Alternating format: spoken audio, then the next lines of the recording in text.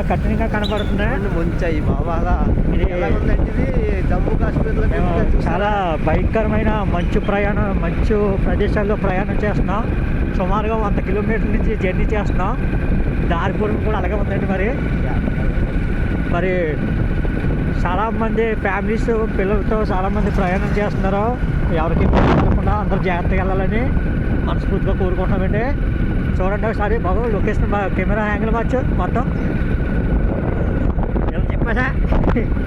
అదే అది ఇప్పుడు బాగా పడుతుంది. చూసారండి మధ్య ఫ్రంట్ గిట్టమ్మ కెమెరా అదిగో దారి అసలు కనిపించలేదండి. మేము చాలా స్లోగా వెళ్తున్నాం. మరి కోరుమావుల్లో ఊరి చివర ఆర్టిస్ట్ బస్సుడు కూడా అక్కడ ఆపేయడం జరిగిందండి. ఎందుకంటే మరి అంత ఇబ్బందికరంగా ఉన్నాయి. మరి ఇటువంటి మంచు అనేది మా పల్లెటూరులో కోరుమాడి గ్రామంలో ఎప్పుడు మేము చూడని సన్నివేశం ఇది. చాలా విచిత్రంగా ఆశ్చర్యంగా ఉంది.